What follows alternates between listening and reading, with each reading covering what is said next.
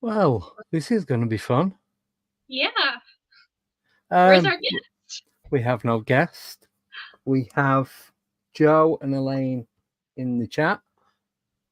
And it's just us four. No guest, no audience? All right. No.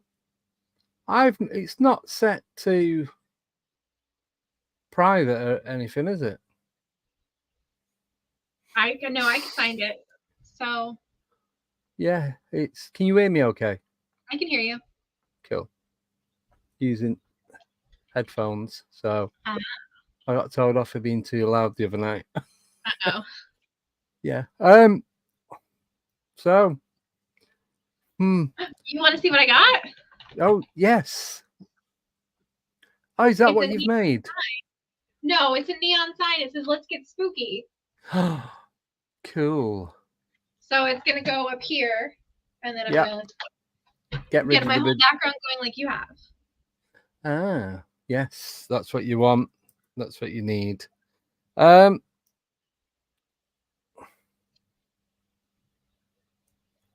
I'm just. This is very strange.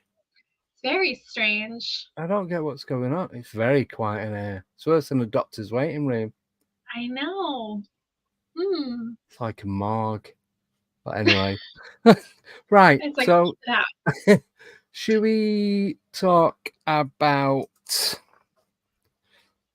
24-hour live stream? Yeah, let's do updates. Okay. So update for this is every single hour has been filled by one. So the first 30 minutes and the last 30 minutes, first 30 minutes is going to be all those hyper and yeah. Last 30 minutes, it's just going to be, whatever, don't care. Just go. Just leave us. I think it's going to be like that. Are you doing the full 24 hours? I am. Oh, she's not even doing this one. Well, what is going on?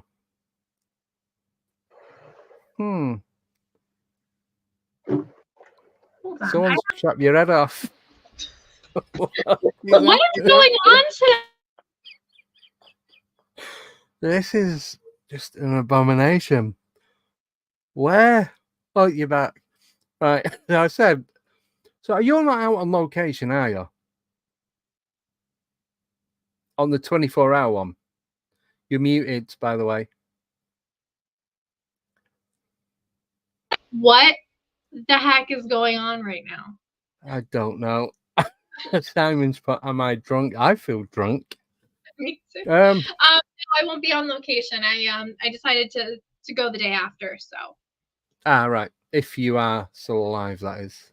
I'll sleep in the car on the way there. Yeah, that's fine. Cool. Right. So first 30 minutes is us telling you roughly what's going on because it'll be more precise. Last 30 minutes, well, God knows, just good luck. That's all I'm going to say. So I know of 1, 2, 3, 4, 5, 6, 7, 8, 9, 10 people, 10 guests that are coming on out of the 22. But I only know 4 of them. The other 6 are either ones that you've booked in or the ones that Nickname's booked in. The rest of them are what is going on? The rest of them just says VIP taken, pending, VIP taken. So we don't know who any of them are. No idea. So we're not going to have no bio, no names. Yeah. So we have every slot booked up, right? Only one is pending. Yeah, the 9 a.m. So what I decided to do, the 8 a.m., that'll give us a break. So the first half is going to run from 8:30 right the way through till 8 a.m. Yeah. Then from 8 till 9, this is where we get our proper break. So if you want to freshen up, get changed, have something to eat, use the bathroom, we've got like half an hour or so to do that. You get half an hour to do all that, and that's the only break you get the whole time. Yeah. So first 10 minutes will be a rundown of what's gone on and what's coming up in the next bit, because it's going to be on a second. You'll have to retune in for the second one, because YouTube only do 12 hours. After the 12 hours, then gets archived. I'll bring Chris on in a minute. So it gets archived. So then we get half an hour to do what we do. 10-15 minutes before, we'll tell you what's coming up in the second half, and then we'll carry on with it. And we'll do it that way. And so that's that. Just before, so the guest is here now. Just before we bring him on, we are doing a Halloween special on the 25th of October, and it's called the Unlive. I was going to call it the Undead, but it's because it's live, it's unlive and undead. So blah blah blah. So I've got a couple of ideas for that. So yeah, that's it. Right. So we don't leave him waiting too long. I'm going to bring Chris on now, and he's going to be talking about his TV and film and screenplay and writing and books and everything else. So here he is. Welcome to the show, Chris. Hello. Good evening, Andy. Good afternoon, Nicole. You okay? Yeah, I'm good. Yeah, good. Can you hear me okay? Spot on. Good. Oh, so how are you? Yeah, very, very good. Nice to see you again. Nice to see your studio. Yes. I told you it was a bit different than yesterday. Yeah. See, I like that. That just screams filming location to me. I love spooky little rooms like that. But no, this is my study. It's a bit of a dump at the minute. A work in progress / organised chaos, which apparently there's no such thing as, but I beg to differ. I think there's organized. Yeah, I do that definitely. I do that every day. So it definitely is. Oh, so I met you at the film festival in London about a month ago. You did indeed. Yeah, a month yesterday, I believe it was. Oh, is that? Oh, yeah. So it was. Yeah. The 10th of August. Yeah. And in between that, you lot have had so much stuff going on, and I'm still trying to get around to interviewing everyone. I've still got to re-interview Simon Hall and the lookalikes.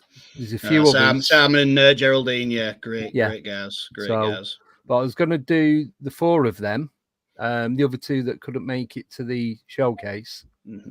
So I'm going to meet them on location and do a filming near where I live. So we just need to arrange it when everyone's available. So that's what it all boils down to, availability. I know. I mean, we all have day jobs, we all have bills to pay. So these meetings, they're a luxury, but they're worth it when they come. Yes, definitely. Right. I'm not plugging the film or anything. Is that backwards? No, that's fine. No, Killing Rainbow, that says. No, that's my late night coffee. So what I have done, I've got you on IMDB, and I've put the link up. Oh, have you done it? I've got it, yeah. I had a feeling you would, but I thought I'll do it anyway, and I'll put it in the description. So if anyone wants to check out what Chris has done, what he's got coming up, and everything else, then you can click on there, and it's just a list as long as your arm, basically. It's all boring. It's all boring. No, I'm joking. It's been good. It's been good. I've been very busy, which is good. Yeah. Which that's the last thing we said last time. Busy is good. Yes. Yeah. So I was thinking, because of the noise pollution at the location, do you want us to go through how you started, how you got into it with the books and the film play? Yeah. Because you did it in reverse, didn't you? As opposed to... So basically, that interview last time was a dress rehearsal for this. So yes, I should have remembered it all. I should have watched it again, but I haven't. So basically, I started writing screenplays about 15, 16 years ago, and I never really had any intention of acting. It wasn't for a lack of confidence. I've always been quite a confident guy. I just enjoy the process of writing. And I wrote quite a few screenplays, feature-length screenplays, in a short space of time. And my goal back then was to try and sell them. And like a lot of things, you've got to take baby steps for sure. But like a lot of things, when you first get this idea, this genesis of a thought process, the pipe dream sort of inherently kicks in. So when I wrote my first screenplay, I kind of wrote it with stars in my eyes, Hollywood dream. I envisioned myself selling it to Hollywood and becoming rich and famous. Yeah. And I quickly realized that it doesn't work like that. And I kind of reined myself in. But yeah, so I wrote a couple of screenplays. Now, the very first one that I wrote, the first draft, because a screenplay has multiple drafts, depending on how you develop the story and how comfortable you are that the story's finished. You could have a dozen drafts. Some people might be lucky enough to write it in 2 or 3, but to get it right first time's unheard of. So I didn't know how to write a screenplay. A screenplay, there's an industry standard. It's got to be done in a very, very specific format, or your hopes of selling it are going to dwindle. But I didn't know this. So my very first screenplay that I wrote, which the original title was Deception. And for anybody that saw the original interview, there's a bit of a funny story as to how that title changed, which I'll get into. You're laughing. I'll get into shortly. So the first draft of the screenplay I wrote was literally pen and paper. It was just a pucker pad, a lined pad. I wrote everything down. You can imagine how long that took. And my handwriting is horrendously scruffy.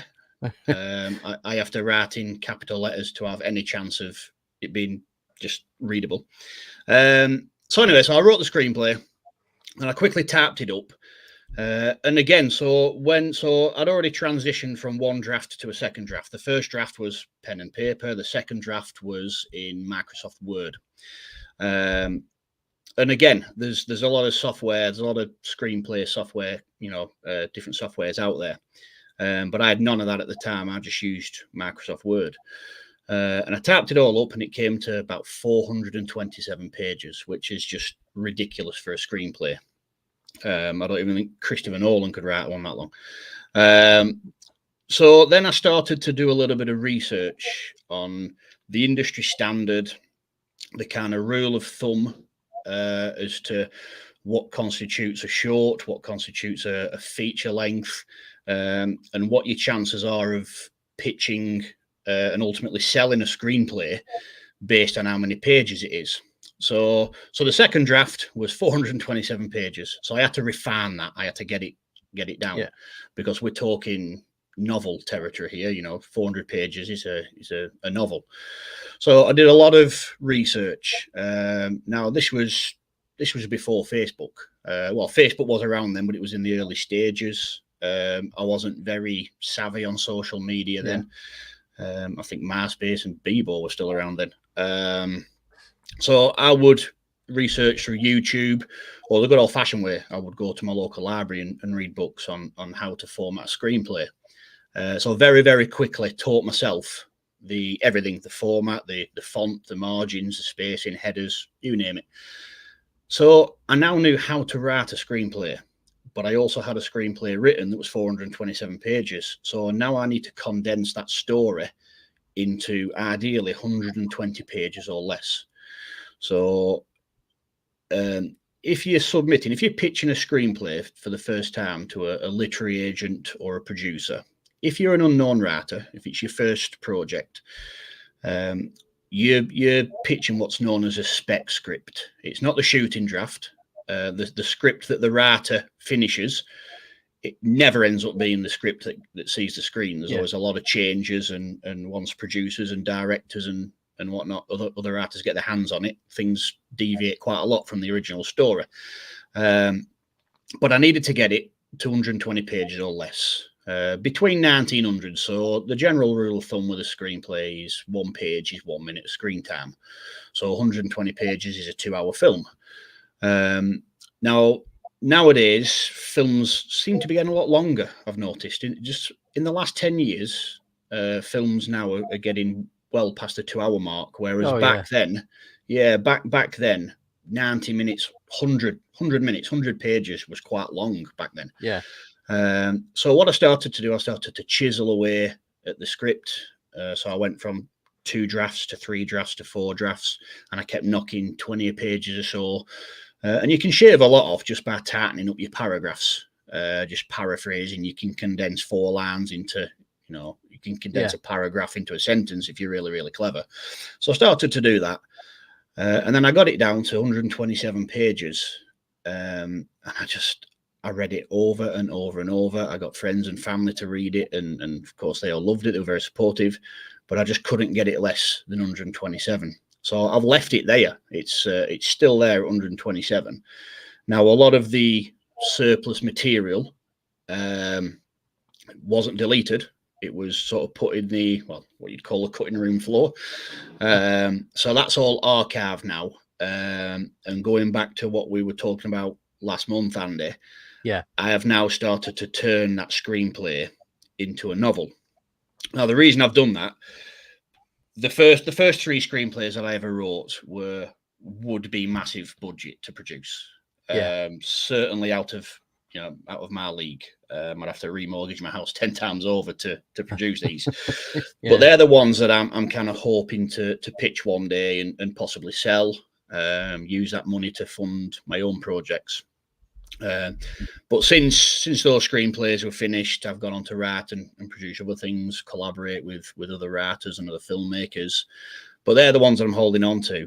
And the reason why I wanted to turn one of them into a novel is because that first one was kind of my baby. It was that first screenplay, Deception. I'll talk about the title change in a moment. That was the one that sort of kick-started everything for me. And back when I wrote it, at the time, I'd say I wasn't in a good place. I was going from job to job. I didn't really know what I wanted to do with my life in terms of career.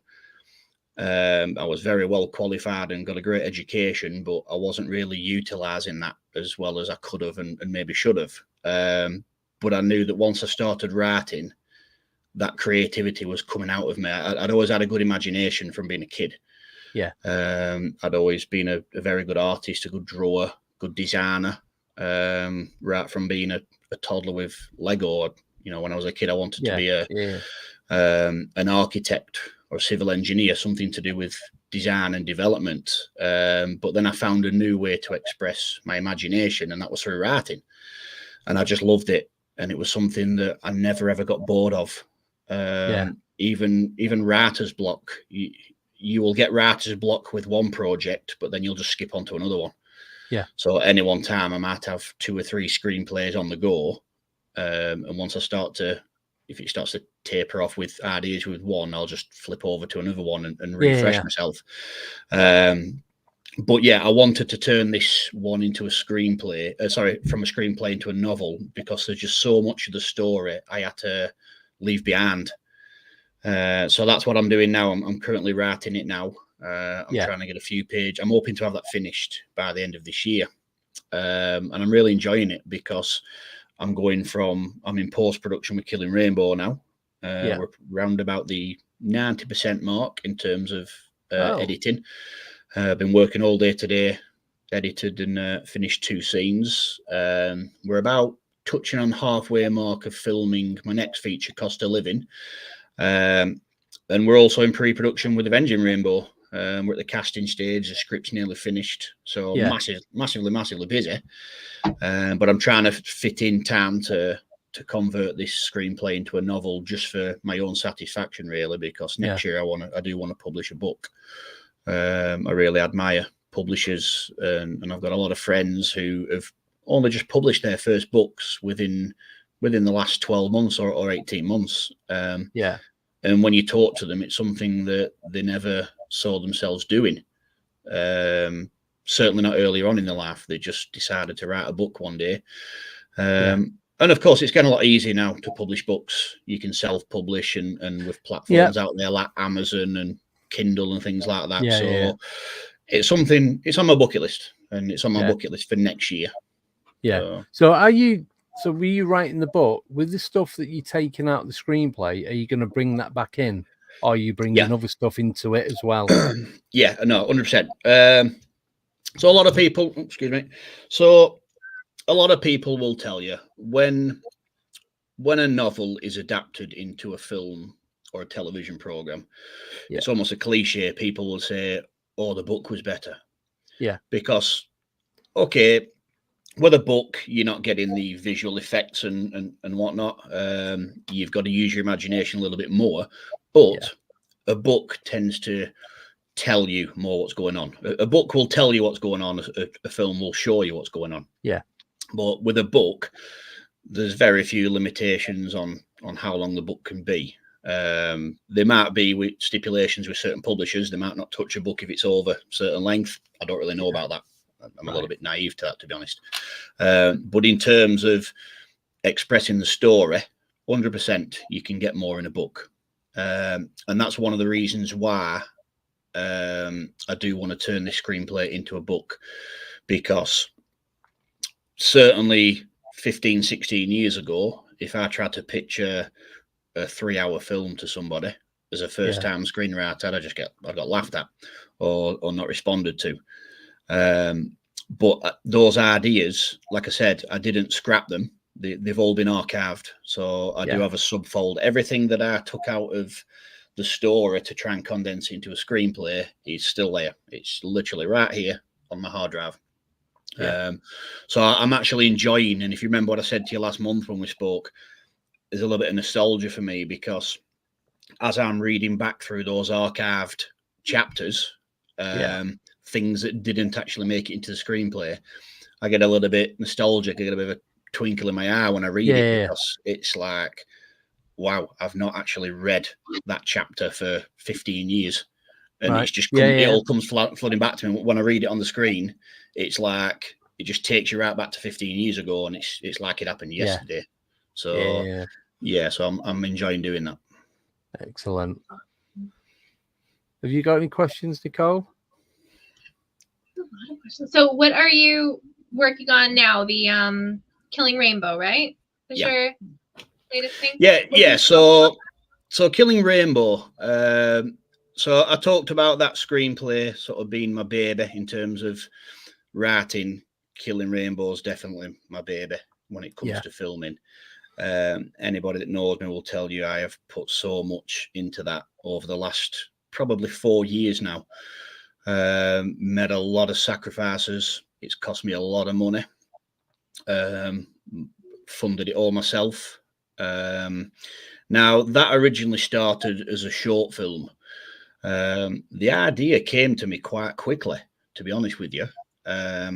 And the idea itself's not massively original. It's just about a hitman who's damaged. He's got a bit of a shady past. His past comes back to haunt him. But the original script for that, I think, was about 41, 42 pages. And that was October 2019. It was only going to be a short film.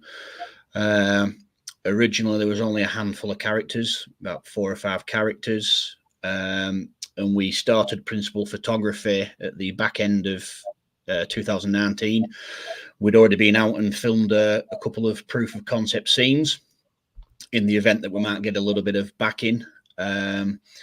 So we were quite happy leaving 2019. We'd started production. We'd already started to pencil things in for the new year. We had a bit of a break over Christmas, and then COVID hit us in early 2020. Now, the day job that I was doing at the time, I was a key worker, so I wasn't furloughed. Not only was I not furloughed, but the nature of the product that we manufactured where I worked, it was being used on the front line in decontamination areas. So I went from a 40-hour week to a 60-hour week. Whereas a lot of my friends and family and colleagues and things were furloughed and had time to develop ideas. Quite the opposite for me. I was just working overtime. I was doing night shifts, everything. So I kind of almost spitefully to myself wanted to develop the Killing Rainbow idea further. I had a lot of ideas, and to be honest with you, I would say working night shifts during COVID gave me the time to think of the ideas. Of course, I was massively busy at work, but when you're working a night shift with a skeleton crew and you put your earphones in and switch off, that's when the ideas and the juices start flowing.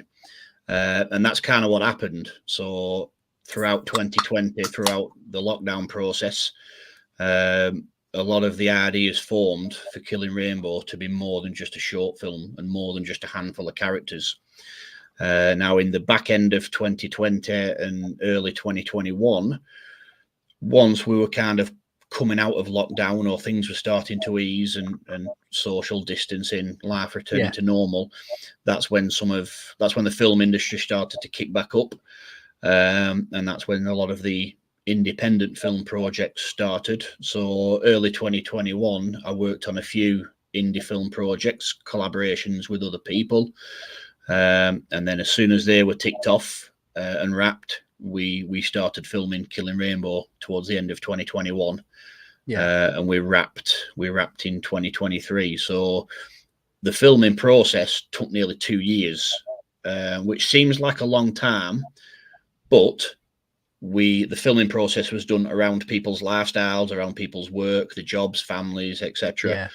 You know, I kind of pride myself on not having people take time off work to do a film.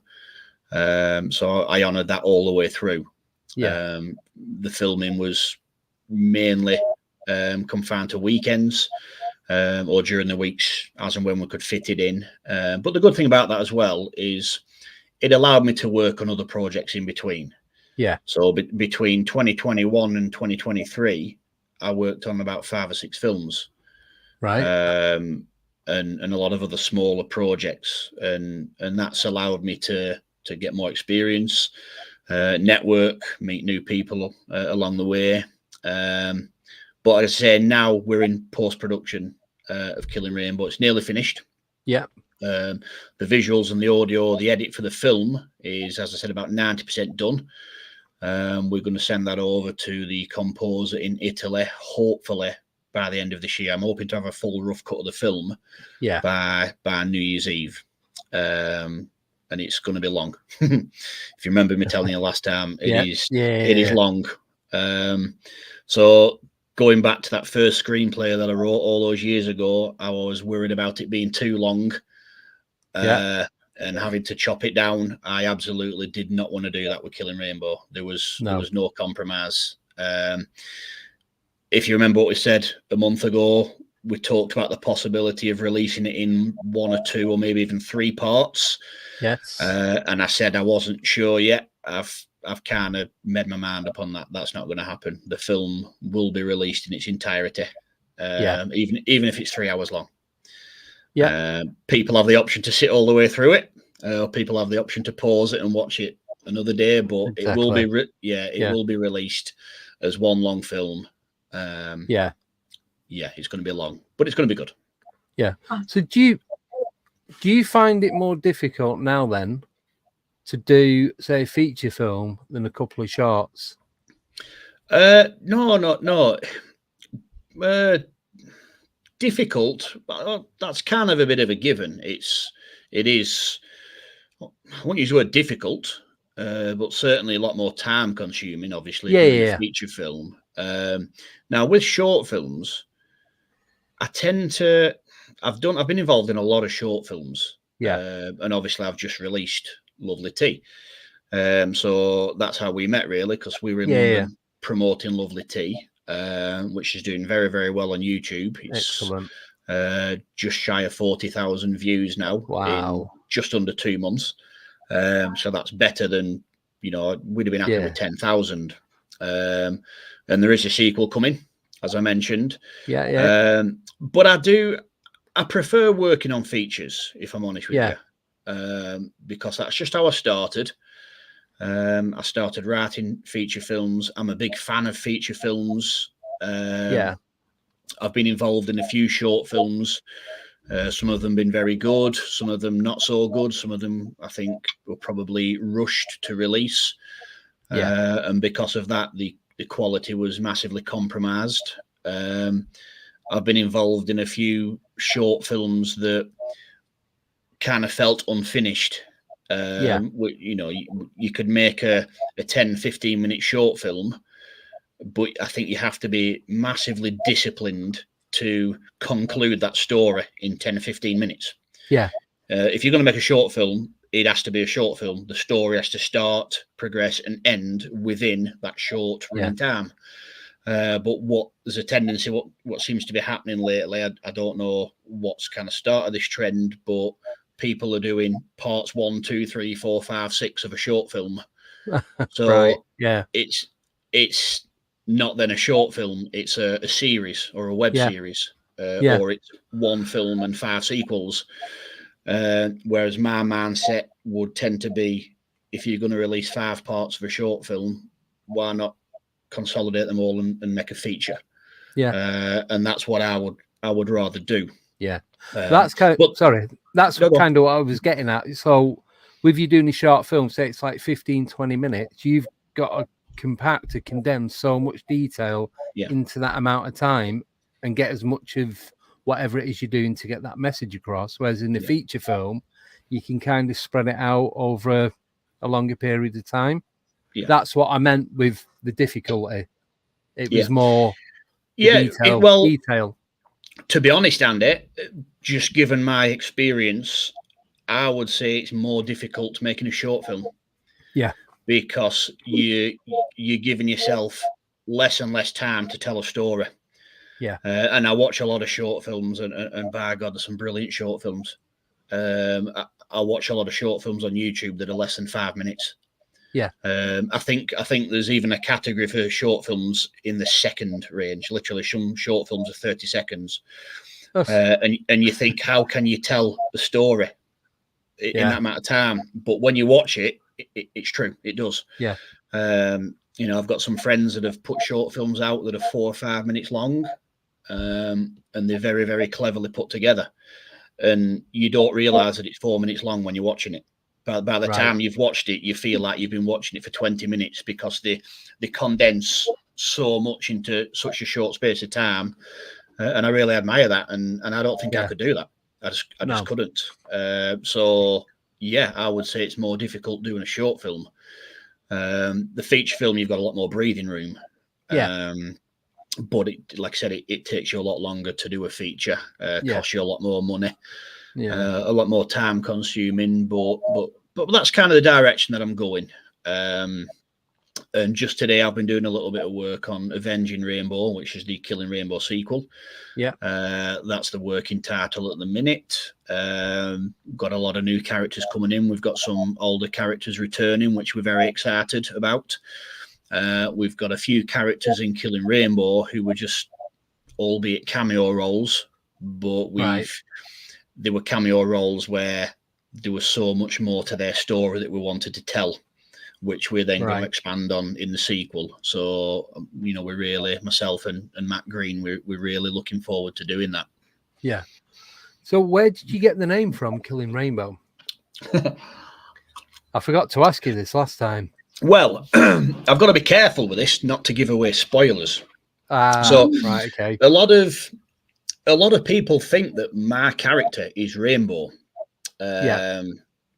So my character is Alexander Manjaro. He's the hitman. He's ex-special forces, and there's a lot of deliberate misdirection with the existing trailer that's out there and the new trailer that's come in, and any sort of synopsis and literature that's out there on the internet about the film. The misconception is that my character is Rainbow and everybody's trying to kill me, because that's basically the plot of the film. I'm a hitman who pisses off a lot of people. Sorry, can I swear? Yeah, go with it. So there's a lot of people there's people from my past trying to kill me, people from the present trying to kill me, all for, various nefarious reasons. But Rainbow is actually a code word. Now, yes, there's people out there who know who Rainbow is, people that are closely involved in the film. But for the sake of anyone that doesn't know, I'm not going to spoil that. I'm not going to say who Rainbow is, but Rainbow is somebody who my character is hired to kill, under very false pretenses. So there's a lot of twists in this film, twists within twists within twists. There's a lot of shocking moments to the audience, and that's all deliberate. But yeah, for the time being, Rainbow's a code word. Right. Okay. Cheers for that. So going back to what you was talking about before, the previous thing where you had to change, you got the name for the book. Yes. Yeah, I digressed from that, didn't I? Yeah. So right. Yes. So going back to, and I always laugh about this every time I talk about it, every time I think about it. So for Nicole's benefit and for the listeners, so the first screenplay that I wrote, the original title was Deception. And I was adamant that that's what it was going to be called. And it's called Deception for a reason, because there's a lot of twist in the film. There's a lot of betrayal. There's a lot of deceit and subterfuge. Because I like to write like that. I like to constantly keep the audience guessing, or the reader, take them down one road and then a curveball. So yeah, the original title was Deception. And shortly after I'd actually taught myself how to write a proper screenplay, and I was refining the script down from 400 odd pages down to 120 odd. And this is a true story. This is going to sound like I'm making this up. God's honest truth. Yeah. So I was in my bedroom on my computer one night, and I was editing. I was tightening up this final draft, and my TV was on in the background, just like my TV's there behind me over my. Oh, there it is. So the TV was on. It wasn't on loud. It was just. It's just terrestrial TV, so it might have been RTV or Channel 4 back when adverts were on. And there was a trailer on for a film, and I could hear it, all action-packed, whatever. And I think it was Ewan McGregor. I think so. And I wasn't really paying attention. I was just tapping away like this, and then all of a sudden I just heard Deception in cinemas. I can't remember when it were, but I just heard Deception in cinemas. January 20th, whatever it were. Yeah. And as soon as I heard that, I just slow motion turned around like this, looked at the telly, my jaw dropped, and I was like, seriously? So I was massively demotivated, because I'd spent months writing a screenplay. I'd written it all wrong. I'd had to teach myself how to do it right. The characters were there, the plot was there, the title was there, and then all of a sudden, the film's coming out called Deception. So I just thought somebody had beat me to it, and I was absolutely gutted. I was mortified, and I was ready to just. I think I even might have just turned my computer off and had a drink that night. Don't blame you. Yeah. So then the day after, I started to do a bit more research on titles of books and films, things like that, and I kind of came to realize that a title. You can't really copyright a title, because you'll know there's a lot of songs of the same name. I think there's even films of the same name. You copyright the content and the story and things like that, but the actual title is something that anyone can use. So that made me feel a little bit better. But then I'm still thinking, I'm writing a screenplay because I want to pitch it and sell it imminently. As soon as it's finished, I want to try and pitch it and make a career. Yeah. And nobody's going to buy a film called Deception off an unknown writer, especially when a film has just come out of cinema called Deception. So I thought, I've got to change the title. Right. So that's what I ended up doing. I changed the title, and the working title at the time was High Cost of Dying, which sounds completely different to Deception, but when you read it, the story, it does make sense. And then I ended up changing the title again, and the title now is Bereavement Benefit. And without giving spoilers away, because I'm writing the book, it's about somebody who fakes their own death in order to gain a lot of money. Okay. Hence the title Bereavement Benefit. So right. That was a big bump in the road for me, and it really exposed my naivety at the time. And for anybody out there that is just starting out writing, that you might have a great idea for a title, go on IMDb, go on wherever. If you see that somebody's already called it that 20 years ago or whatever, don't be too demotivated. I've just been involved in a film. I'll give it a little bit of a plug. Short film with Damien a few weeks ago. Who you've interviewed. Very exciting little heist film called Snitch. Yes. We've set up the IMDb account for it recently, and there must be about 400 films called Snitch. Some recent, some ongoing now, and some old. It's quite a common title. But 15 years ago, if we'd have wanted to call a film Snitch, and I saw there was already loads of snitches on IMDb, I'd be mortified. I'd be gutted. But it's not a big deal these days, because the film that Damien's written is very, very original. Yes, it's a harsh film. There's a million one harsh films, but there's some nice originality to it and some stuff that's going to be good. So yeah, that was my little bump in the road earlier on in my writing career. So now I don't sweat the small stuff like that as much as I used to. And if I'm totally honest with you, the title sometimes comes last. I think the story, you get the story and the characters going. Sometimes you can come up with a title first. You might think of a really catchy title in your head, but once you start to write the story and develop the characters, you realize that, hang on a minute, I could probably call this something a little bit better. Yeah. No, I get that, because when I'm doing things for these, like projects for the podcast, the last thing I do is give it a title. Or work out how it's going to go, what direction it's going to go, how it's going to work, and then bring the title into it regarding what it's about.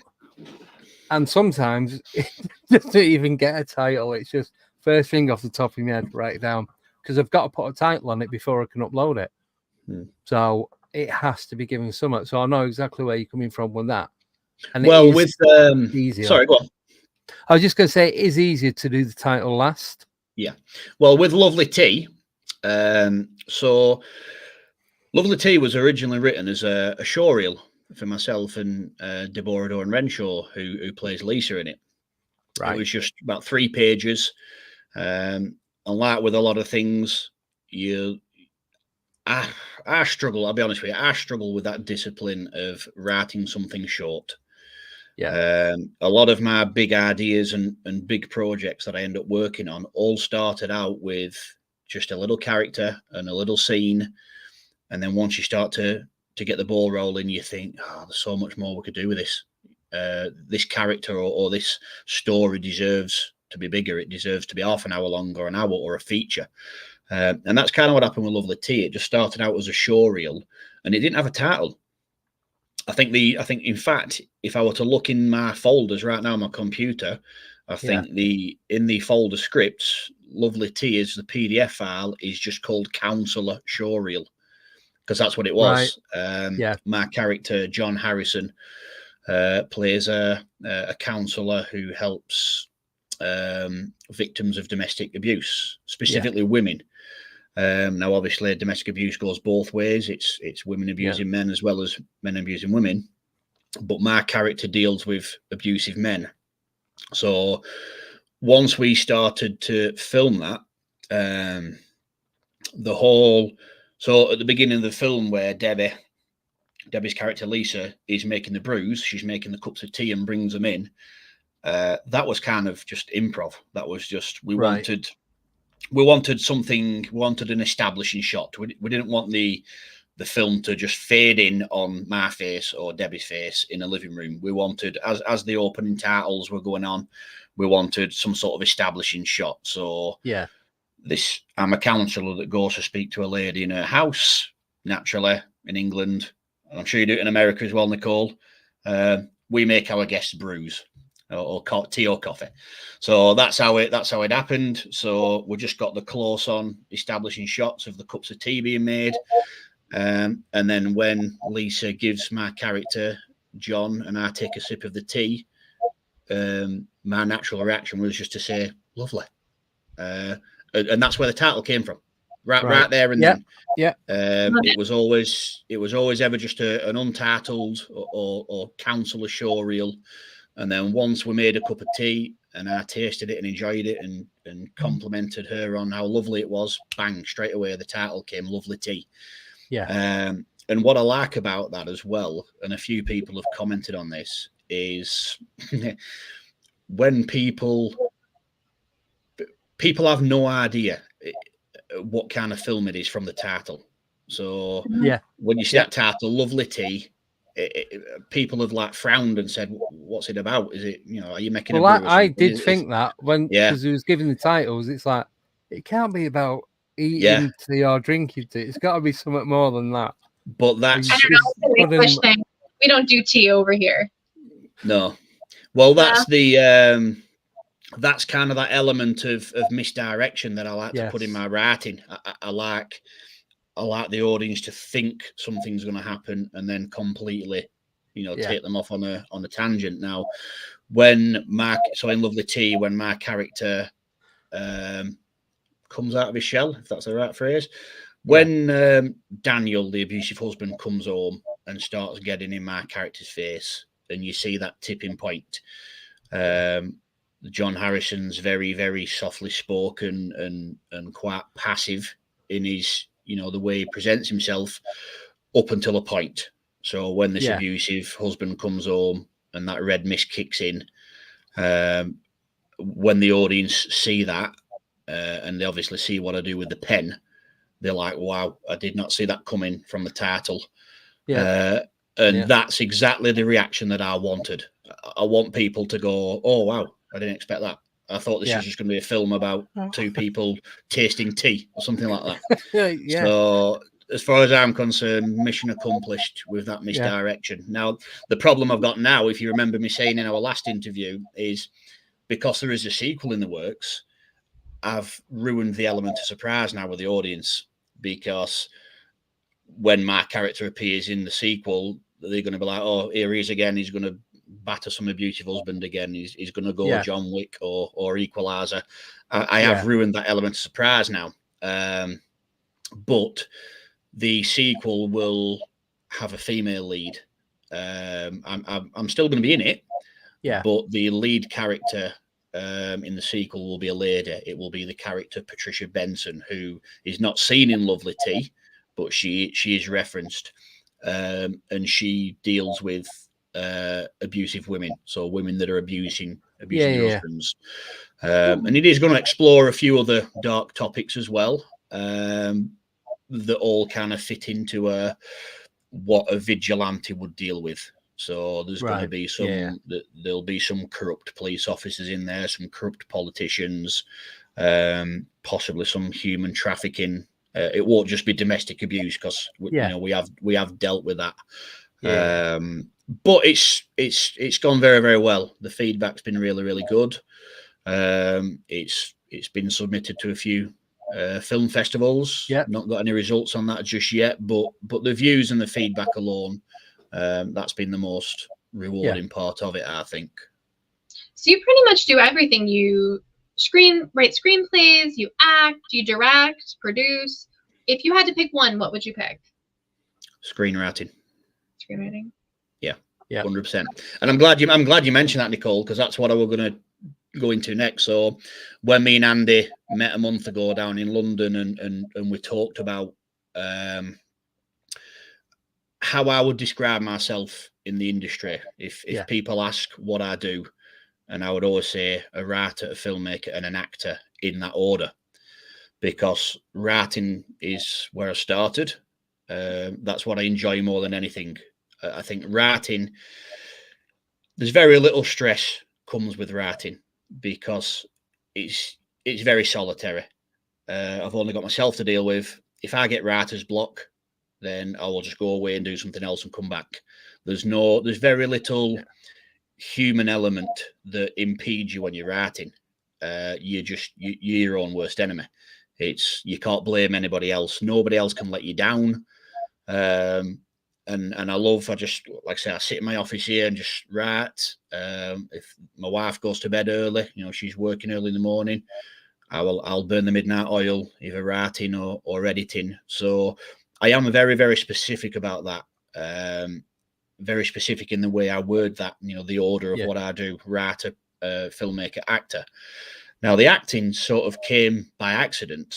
I mean, I did film and media in college, but I never really developed it as a career. I ended up being a horticulturalist and a garden designer through my 20s. Right. But I always had a passion for film.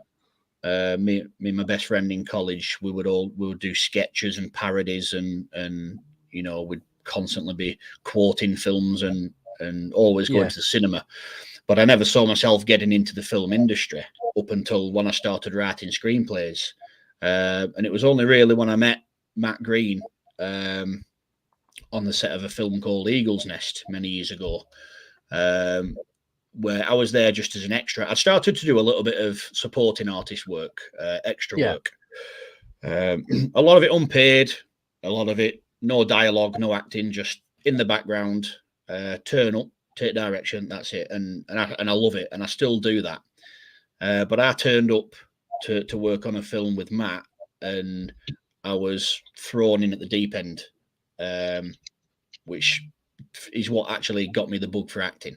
So I thought I was going just to be an extra, and before you know it, I was given dialogue. I was doing fight scenes. I was dressed up in tactical gear, running around shooting guns and everything, and I loved it. And throughout my late 20s, early 30s, I was massively into bodybuilding. So I was a big, huge, muscly guy. And I found that probably lent itself to me getting those roles, the tough guy, the soldier, the villain, the thug, henchman, whatever.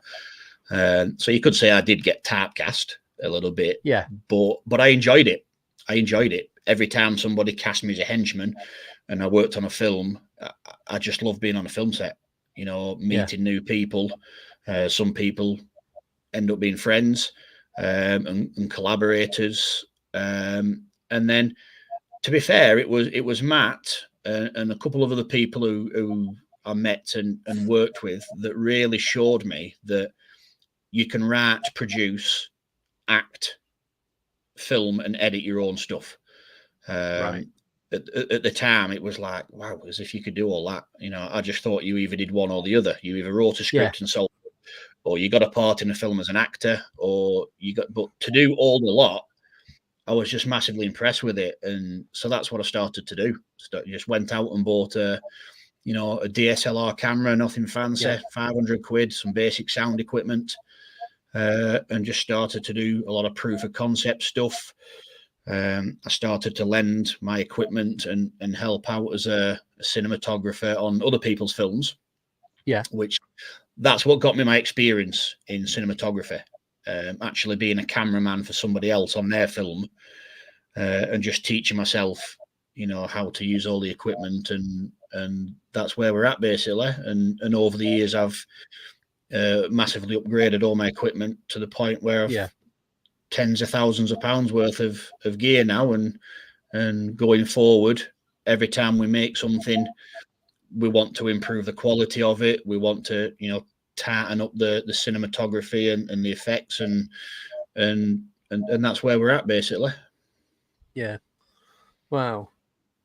But like you say, it doesn't happen overnight. It takes months, years. Yeah, months. Still going. I mean, I do, and again, I for obviously Nicole's benefit and anyone that didn't hear the last interview, I know I might be repeating myself a little bit, but eventually, some people, I think you even asked me this, Andy, when you said the reason you do it all yourself, is it a perfectionist thing or a control thing? I wouldn't consider myself a micromanager. You know, I delegate things out on set, and if I delegate something out, I trust that person to do it. Yeah. So, you know, Matt Green is my wingman on a lot of my projects. He knows his stuff. You know, he's done dozens of films over the last 20 years. So I know if I had to say, right, I want this shot, I want that shot, you know, I can just give him the equipment and I know he's going to get it. Now, eventually, I think anybody who starts off in independent film, eventually would love to outsource a lot of the jobs to other people. I would love one day to just be the director and that's it. You know, pass all of the cinematography and the lighting and effects and the editing onto somebody else. And that's one of the reasons why I also do a lot of SA work, a lot of supporting artist extra work in film and television. And over the last couple of months, I've been massively busy doing that. If anything, I've put a lot of my own projects on hold to do SA work. And I love it. I really, really enjoy it. And for anybody out there that kind of turns their nose up at that, I will turn my nose up at them, because for somebody that wants to make a career in the film industry, yes, I could get a lead part in somebody's low budget film, or I could cast myself in my own film, which is great. You know, you basically, you're making your own opportunities.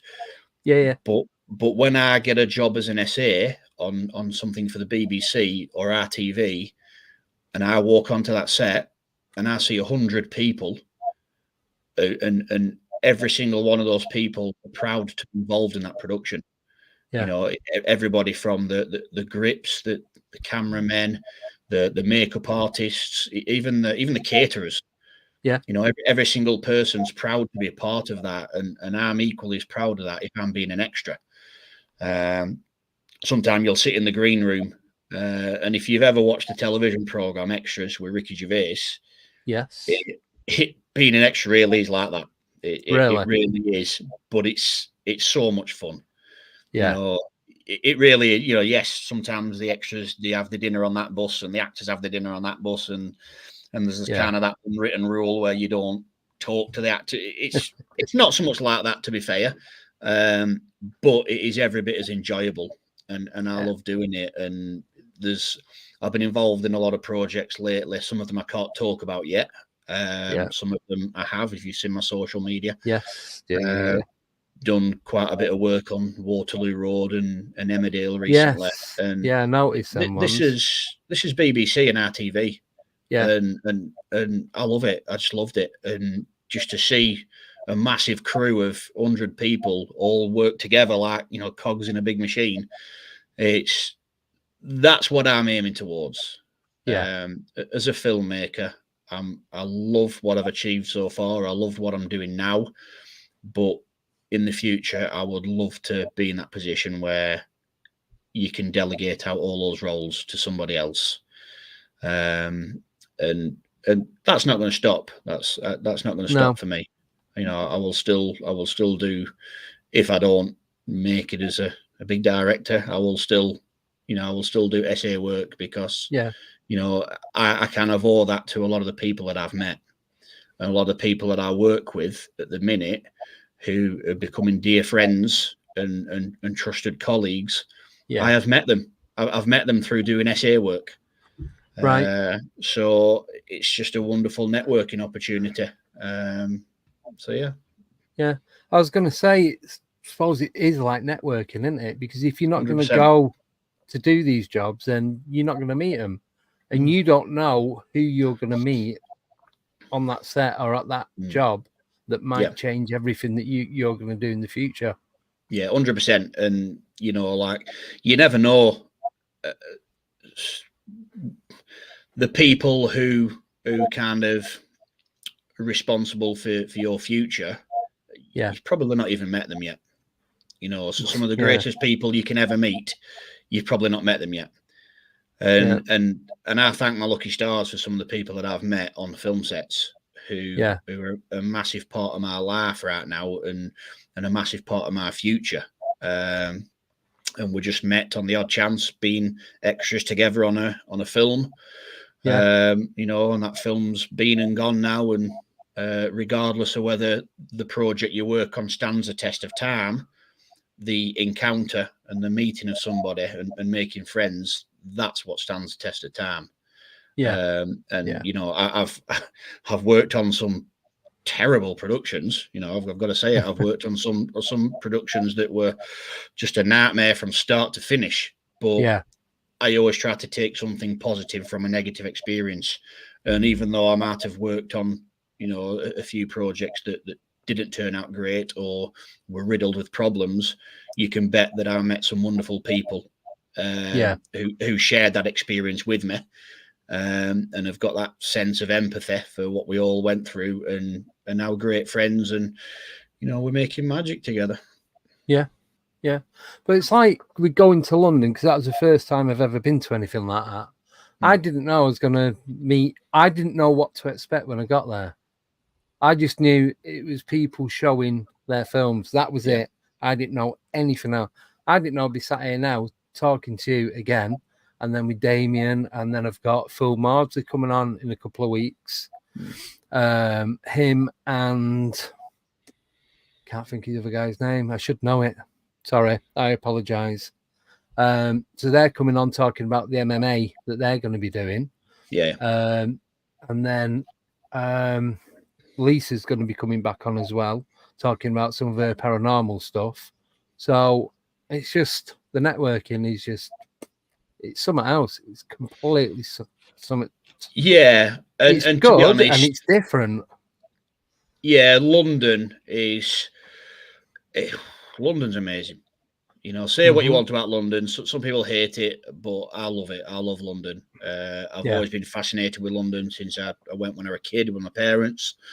I love the aesthetic of London, not just the culture and the architectural history, but I like how modern it's become. I've always had a fascination with skyscrapers, which is ironic because I don't like hearts, but I love buildings. I love skyscrapers, and I think they look amazing on film. So when it comes to location scouting for a film, or when it comes to planning the cinematography of the film, a good city skyline for that establishing shot, for me, sells a film. It really does sell a film. And London, and even Manchester's going up. You know, every time I go home, there's another 3-4 skyscrapers. And I always get there's a certain point, because I'm from Burnley, so if ever I go to Manchester, I go on the M66. So there's a certain point where you get near Bury on the M66. Yeah, it goes down and then comes back and up. You can see the skyline of Manchester, even though it's 15-20 miles away still. You see the skyscrapers, and I nearly crash my car every time because I zone out staring at it. And it's like that with America. There's a certain point. So there's a part of Killing Rainbow we filmed in Boston, and there's a certain road. I can't tell you the highway now, but there's a certain road that leads into Boston, and you kind of come over a hill, and you see that skyline for the first time. So it's coming up on 2 years actually next week since we went and filmed that. And Zachary Hare, who plays the character in Killing Rainbow, a character called Morgan Alveo. I flew out to Boston for a few days and filmed with him. Now, he lived at the time in Fitchburg, which is maybe, 40 miles or so west of Boston, on the other side of Massachusetts. So we filmed in his little town. and he actually gave me a lift back to the city. So I got to see that view of the skyline, and he's an Uber driver or Lyft or whatever the equivalent taxi service is. And he kind of has this ritual where whenever he's driving into the city, he puts "Shipping Up to Boston" by the Dropkick Murphys, that song. So he puts the song on at a certain point. He's literally got this down to a T. But he'll put the song on when he gets past a certain road sign, so the beat drops right when you see the skyline. I've been down that highway. Yeah, because when I went over, we stayed in Boston, and it's probably about an hour from the center of Boston, and then we'd gone into Boston the next day, and we're coming down, like you said, as that hill. You can just see it all the way across. It's amazing. Oh my God. Well, actually, I mean, so that whole trip is another story for you. So that whole trip was kind of a pilgrimage for me. Right. So yes, I'd planned to film in Boston since the early days of the Killing Rainbow script, but when people, so I've spoke about how I first started writing screenplays, and people have asked me what I first wrote and when and whatever. Very few people ask me who my inspirations were as a writer. Right. So one of my biggest inspirations as a screenwriter was Matt Damon. Or Matt Damon and Ben Affleck, because they wrote the screenplay for Good Will Hunting in 1997. And obviously the film with Robin Williams netted them both an Oscar for Best Screenplay. Now, at the time when they wrote that, they were relatively unknown. They both had very small supporting roles in some films, but they both started out as extras back in the late 80s, early 90s, when they were practically teenagers. But they decided to write this film, having never really written anything before. And they obviously sold it to the distributors, to the filmmakers, and they went on and won an Oscar. Now, obviously, that film's probably more famous for anything else for the scene with Robin Williams on the bench. So there's a scene with Robin Williams and Matt Damon's character on the bench in the park, and Robin Williams gives this really long monologue. I'm forgetting how long the monologue is, but the camera is on him for, it must be 6 minutes before the camera cuts shot to another angle. So you just know that he nailed it in one take. It really is iconic. But that bench is in the Boston Public Gardens in the centre of Boston. So not only did I film quite a bit of Killing Rainbow around there, I also got to sit on that bench where they sat.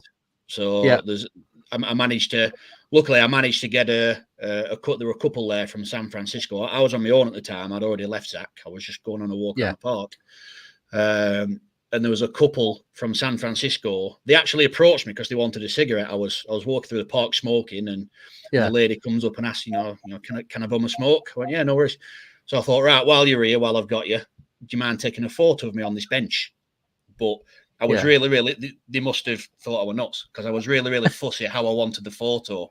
So what I did, I went on Google and I found a still frame, a screen grab of that scene from Good Will Hunting, which part of the shot, part of the sequence, the camera's behind them both, so you see them from behind.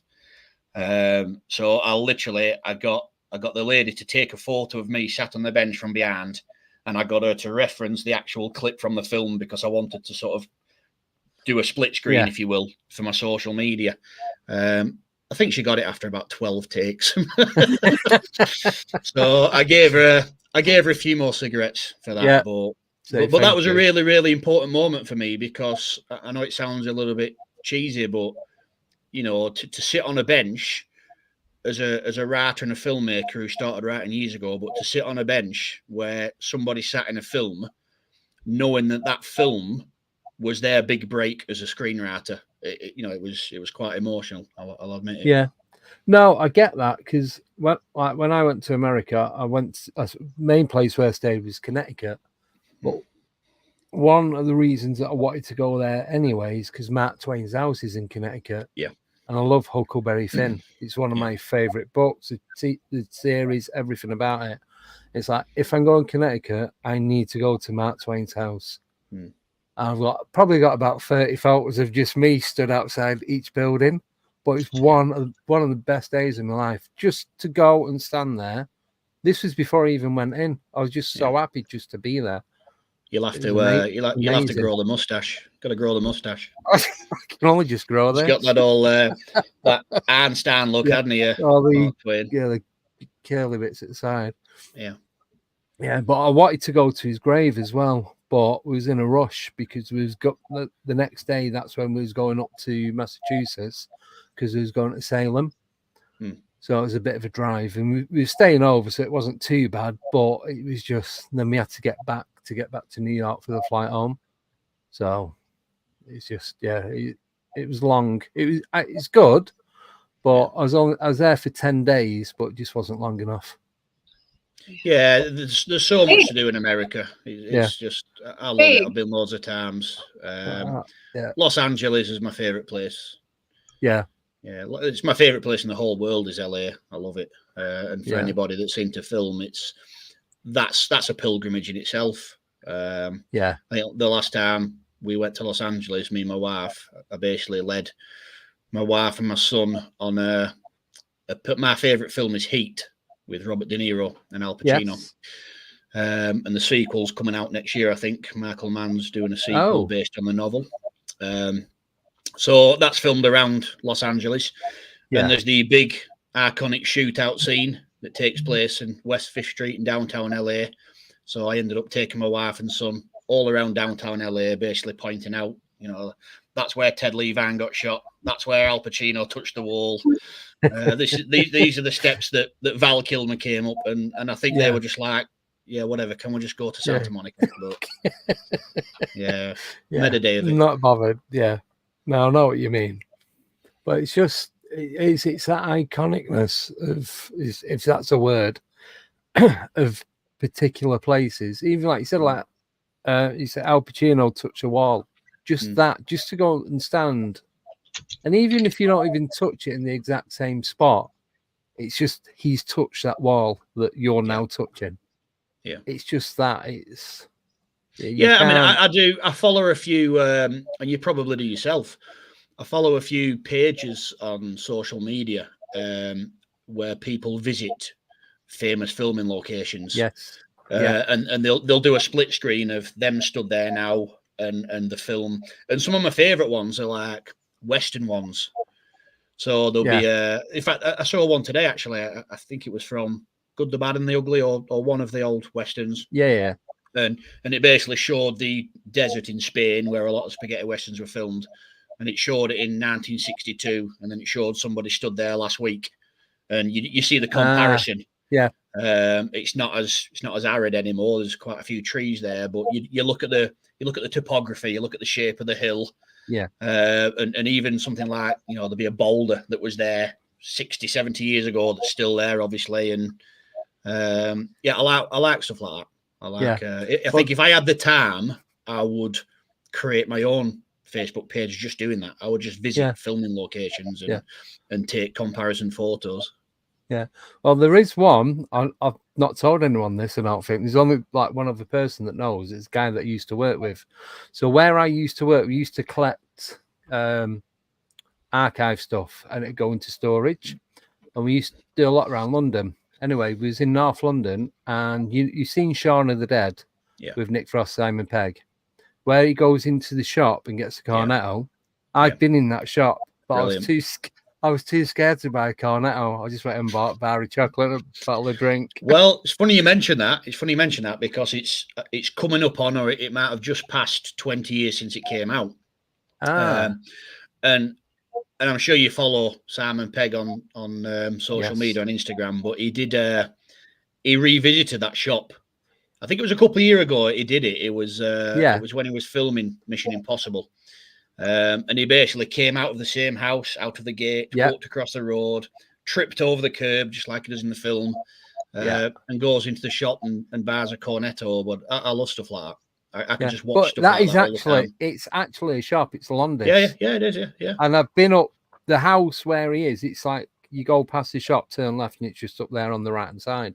And and it's just I've took photos of the house. Oh, luckily there's no one about, so it didn't look weird. But I'm sure they get it a lot. Oh yeah, but I just felt if I go in and buy a Cornetto, that's too weird. Do you know what I mean? To be honest, Andy, I don't think you were the first or the last. No. I think if you went in and bought a Cornetto, you'd probably be the 20th person that day.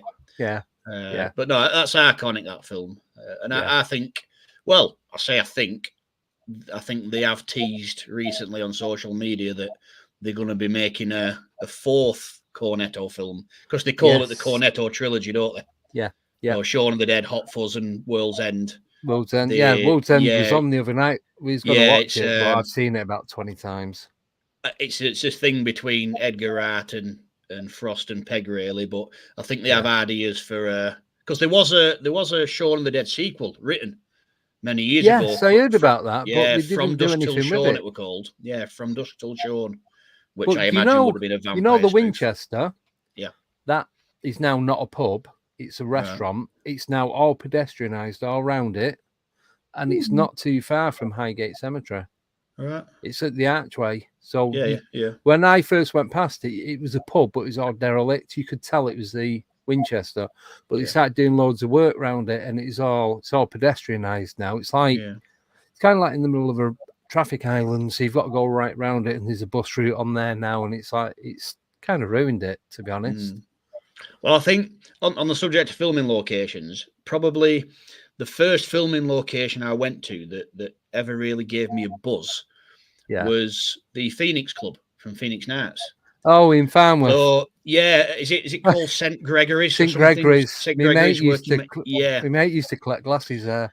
Well, I used to be a van driver. I used to be a courier driver years ago, and I used to deliver to Bolton quite a bit. And I remember I would delivering to Farnworth one day. Yeah. And I think it was my last drop of the day. So I looked and I thought, hang on a minute, I'm in Farnworth. And I knew the Phoenix Club was somewhere in Farnworth. Yeah. So I put it in the sat nav. I Googled it, put it in the sat nav, and it was literally 300 yards away. It was on the next block. So I thought that'd be rude not to. So I went round and just parked outside, took a selfie. But I went again recently. Earlier on this year, I was in Bolton. And I went to it, and it's all changed. I mean, the club itself looks pretty much the same, but the surrounding area is all different now. It's all high-rise flats and everything. But that was probably the first. That's what my brother lives in Farnworth. Right. So, but it's different. I know it from growing up because my auntie used to live. So you know where the church is at the end of that road? Yeah. She used to live in the street behind it. So my cousin's about the same age as me, so we used to go on school holidays and that weekends and go and hang about. But everywhere's changing. That's the thing. Some places are unrecognisable now. It's not unless you know where it is that you know where it is, if that makes sense. Yeah. And a lot of places they change on purpose so they don't have people like swarming it all the time. Yeah. I mean, I can imagine if you know, some of the famous houses from films like 40, 50 years ago, whereas now it's just a residential house in a street. And I imagine people probably get a bit fed up of people coming and taking photos. I think I would, to be honest. Yeah. In Finland, they have the house from Hocus Pocus, and I've got that one. Mm-hmm. Yeah, I've had a selfie there. That's in Salem, but there's nobody about. No, the house looked derelict. It didn't look like there's anyone living there.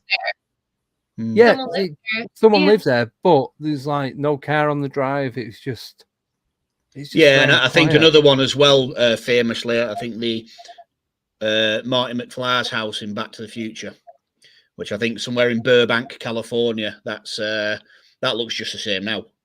Yeah, but that pops up quite a lot on the filming location page of the before and after. Amityville Horror House, not the one from the movie, the real one. They had to change the whole appearance. Like they changed those iconic windows because they had too many people trying to take pictures. And so it doesn't look makes sense.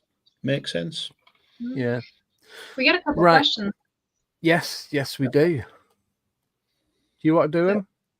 Sure. The first one is from Og. This is, Chris, all the scripts that you write have a twist? Oh, that's a really, really good question. I would say simply, yeah. Everything that I have, unless I've written it for somebody else. So I don't write my own. I do a lot of collaborations. I write scripts for other people. Some people might have the idea for the film, but don't know how to put it into screenplay format. So if I'm writing to order, essentially, and there's no script, then there won't be a script. But when it comes to my own stories, generally I will always write some sort of twist. Yeah, some sort of misdirection in there. So, some of them more extreme than others. But yeah, good question. Simple answer. Yeah. And we have another one. This one's from Fred Flintstone. Hi, Chris. As a screenwriter, what is the most difficult, creating the storyline or the screenplay? Ooh. Well, the screenplay. So obviously, a storyline is the story itself. So coming up with the story, that's the only limitation you have on that is your own imagination. And I said this to Andy last time. Maybe one day I'll be quoted on this. I don't know, but the basic raw material of imagination is something that everybody has, and it's free. Yeah, doesn't cost you anything. You know, everybody has an imagination. You know, if you've built a Lego spaceship when you're a kid, or drawn a crane building with spaceships coming off it like I used to do, the thought process of thinking something up and putting it down as a story is free. Everybody has it. So coming up with a storyline, I would say, for me personally, is the easy part. I can think up a story very, very quickly. I can think of characters. I can think of quirky character names, and I'll think of a first, second, and third act on the spot. And there's a lot of places that actually do, and I've never been to one, and I'd love to do it, to experience it, to test my own limitations. There's a lot of places, especially like universities, like university students, where they will have an open class for people to come, and what they do is they think up and write a script and film it all in one day or a few hours. I think Damien might have done one a while ago, actually. And I think that's great. And I'd love to do something like that, because it would really test how good I am on the spot. Now, sorry to digress, going back to the question, the screenplay is probably the difficult part. So if you think back to what I was saying at the beginning of the interview, how when I first wrote a screenplay, it was 400 odd pages long, which that's a 400 odd page storyline, which is great. You know, if I was to give that to somebody and say, I've written a story that's 427 pages long, they'd be like, oh, great. You know what I mean? Get the biscuits out and read it. If I said to someone, I've written a screenplay 427 pages long, I'd get laughed at. So turning your story into an industry standard screenplay requires a lot of discipline, because inevitably at some point you're going to start running out of pages. If you're wanting to pitch this as a spec script to a producer or a literary agent, and you need to keep it between 90 and 120 pages long for it to fall into that sort of feature length category, you start getting towards 100 pages and you think, oh my God, I have another 50 pages left I could write of the story.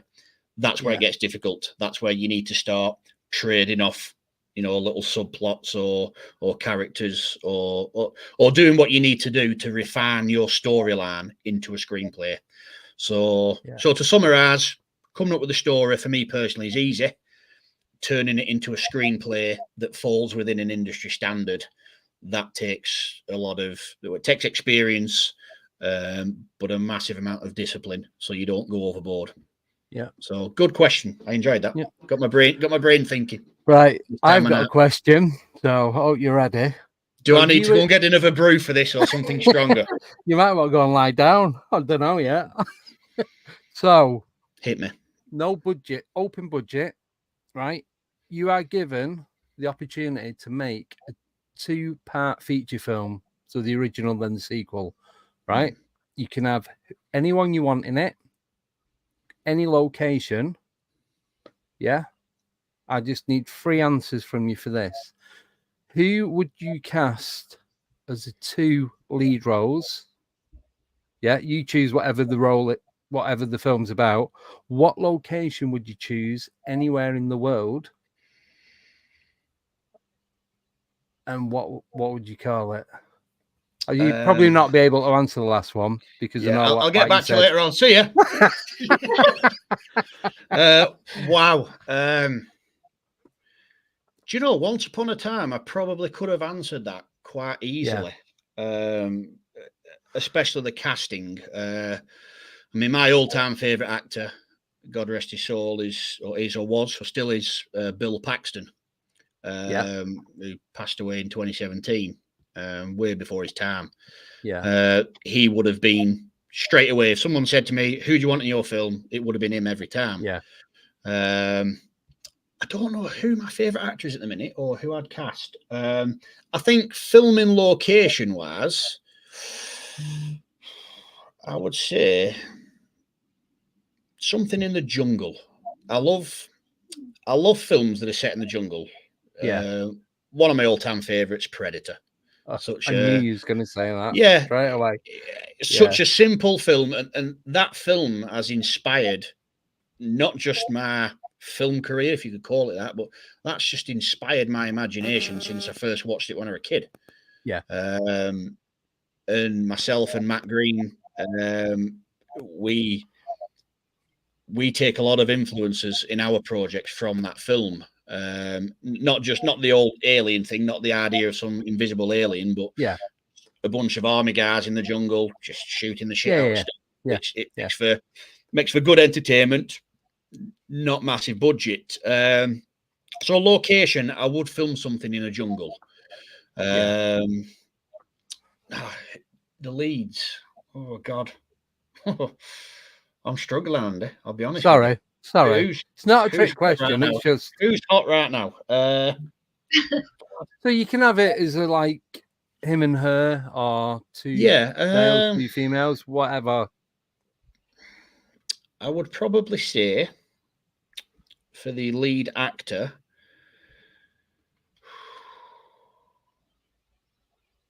I'm really struggling. Honestly, I'm struggling. Do I come back next week? No.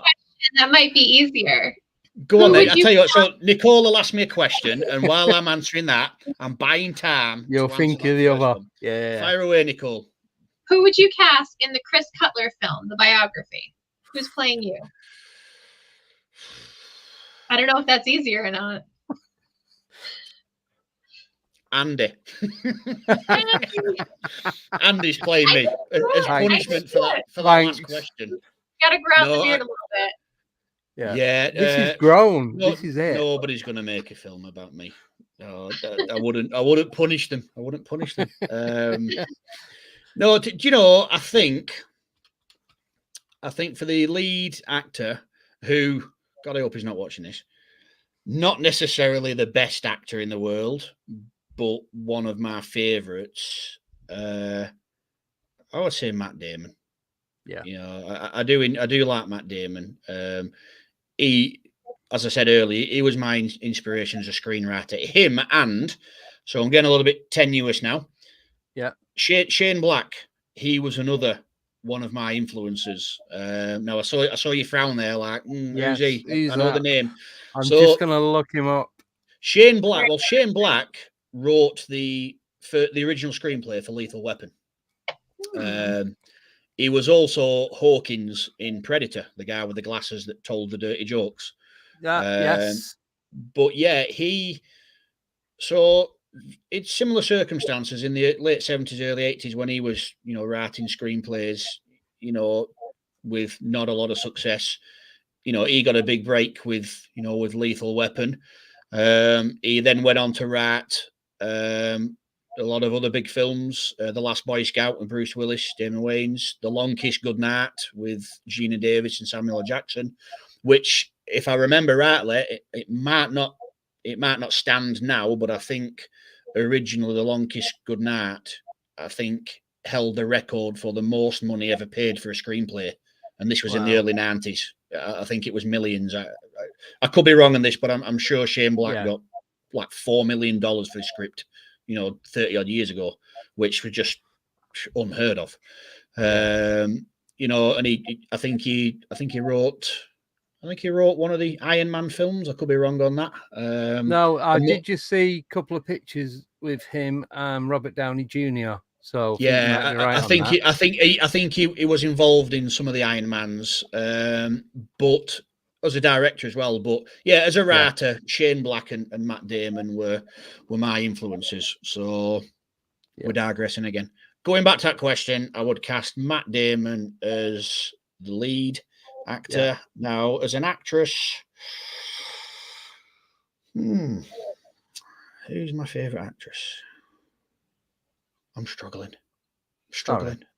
Yeah, you're not sorry, though, are you? Sorry, not sorry. I was just going to say sorry, not sorry. Do you know what's really, really funny, Andy? Is the second this interview ends and the computer goes off, I'll be able to answer it straight away. Yeah. I'll message you later on. I'll just do it on Friday's show. I'm not as good on the spot as I thought. Sorry. I don't know. No. I don't know who I'd cast as the actress. We'll just go with Matt Damon then. Just no, it's got to be a co-lead. It's got to be a co-lead. I would say Jodie Foster. Jodie Foster. Yeah, she is good. I've always liked Jodie Foster. Yeah, she's a great actress, great filmmaker. So Jodie Foster and Matt Damon in the jungle. Do you know what this reminds me of? This reminds me of an episode of Only Fools and Horses, where Rodney decided to write a film because they were skint. And it was the most outlandish, far-fetched rubbish you could think of. Sounds a bit like that. And what was the third part of your question? So we've got the location. What would you call it? Oh, not so much. What would you call it? What would be the general? The genre.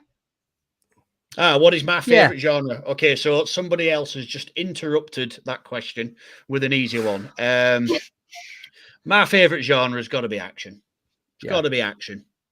Yeah, action, crime, action, thriller. I know the separate genres, but they all link in. I'm a child of the 80s, so I grew up with Cannon films. I grew up with the old Orion films, classic films with, Chuck Norris and Steven Seagal, Schwarzenegger, Stallone.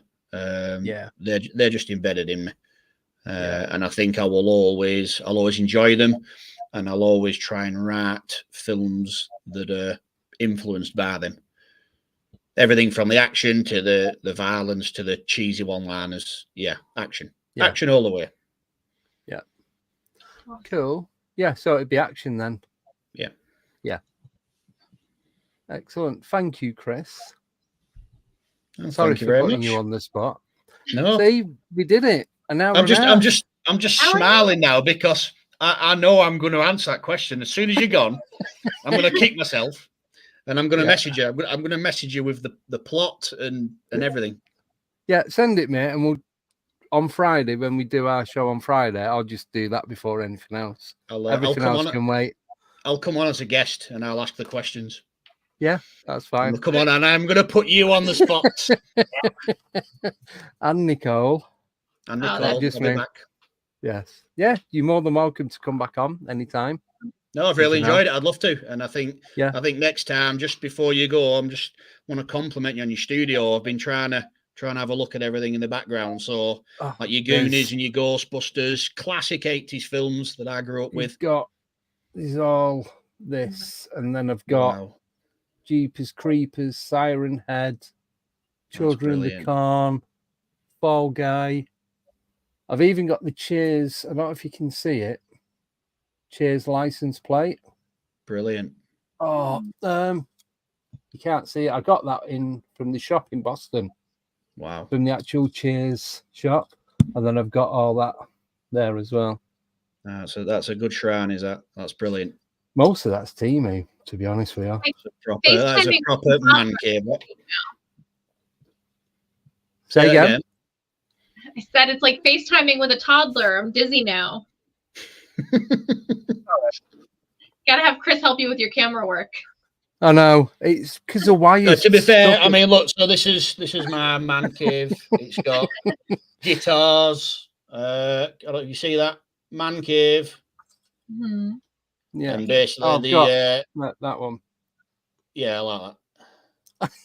All of these shelves behind us. That's basically what my wife and I call the world wall. So yeah. So basically, whenever we go on holiday, any souvenirs, basically, we've got 2 full bookshelves and a fridge full of magnets.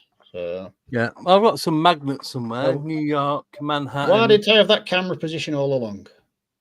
I think for all this interview, I've been looking down. Well, I was going to say, when you come on again, do you want to come on? I'd love to. Do you want to come on with the other guys? Yeah. Damien, Johnny.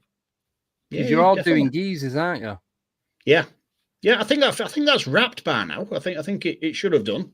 Yeah. I'm not sure if Kieran's got a bit more to do, but I mean, I filmed my parts for that November last year, I think it were, in a boxing club. But I think it should be in post-production. Excellent. Yeah, well, you more like I say, after you want to get me and Johnny Wilson on together. You couldn't handle both of us, Andy. You couldn't handle both of us. You probably try. I wish I had his energy. I don't know where he gets it from. No idea. But no, I've got quite a few Mondays empty in October, November. So we can sort something out between us and get you guys back on together.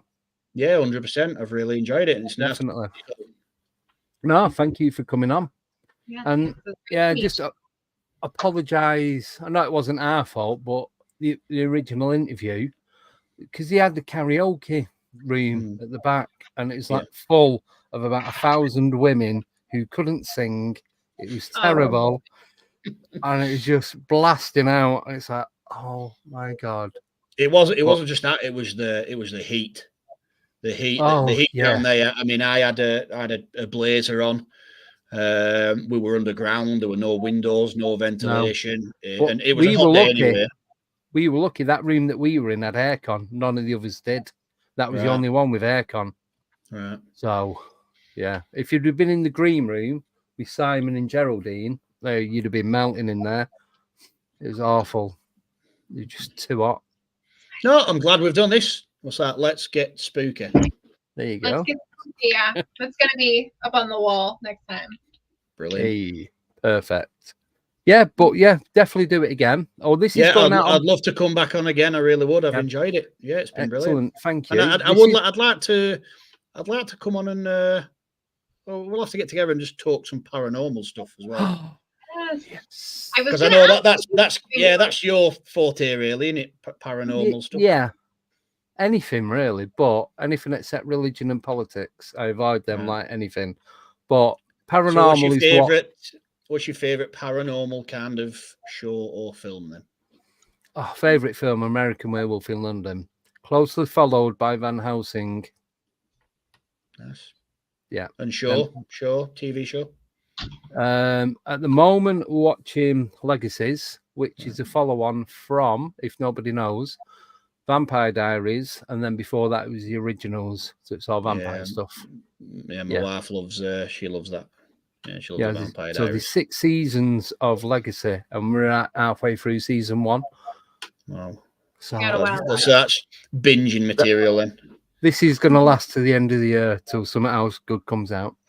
Keep you going when the autumn dark nights kick in. Yes, that's it. So yeah, it's all good. Good. But, so this is going out on podcast. Okay. Apple, Spotify, all the others. Don't know any others. They're the only 2 that I use. So yeah, you can find it we're on YouTube. It will stay on air for as long as, so you can watch it back. I can send you the link so you can share it. So yeah, a massive thank you for coming. Thank you very much. Really appreciate it. Enjoyed it. I'll speak to you again. Nice to meet you, Nicole. You too. Speak to you all again soon. Yes, definitely. So take care. Yep, take care, Chris, and I'll be in touch with a date for us all just to come on and just blow it. Pretty much. All right. Okay, thanks, guys. No worries. Take care, Chris. Enjoy your night. See you later. See you later. Bye-bye. Oh, That was good. That was so good. I'm still live. Hey, I know.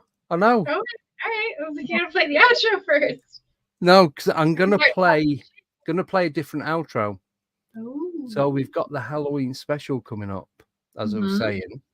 So this is going to be different again. So there's going to be 3 hosts, myself, you, and Tommy. Maybe. No, he's got the week off work. 100%. He is guaranteed he's going to be on. So it's me and Tommy. I love it when I see it. I believe him because he said he's off work and he's got it all booked off and all that. So yeah. So we just want 3 guests. Yeah, I've got 2 in mind that what are going to come on and tell, like, not bedtime stories, like spooky. Do you know what I mean? That can come on and talk and tell the stories and have the right atmosphere. Yeah, like ghost stories, kind of. Yeah. But paranormal stories. Yeah. So, and I know one person who does that on his YouTube channel. So I'm going to be in contact with him, see if he fancies doing it. We just need 2 more. So if you think of anyone, let me know. Or if there's anyone in the chat can think of anyone, let us know. So I'm going to play this. It's only 38 seconds long. So I'm going to do this for the outro just to get it advertising out there. We are back on Friday with myself, Nicole, Dawn, and Brandon. And we are going to be talking about, I cannot remember, some place in Europe. Yeah, we are talking about, it's not Tartaria. I wanted to say Tartaria, but that's not where it is. No, it is Liverpool. So, yes. Dawn's just come back from there, literally this week. She's going to be talking about that. Me and Nicole are going to do some research on it because I've never even heard of this thing before. So I've already done research on it. Oh, see, I don't have time. I do too much real work. I know. It's busy season. I know. So, right, we're going to go. So, we're back Friday, 8:30. Oh, the Halloween special is going to be 2 hours plus. Ish, if that's all right.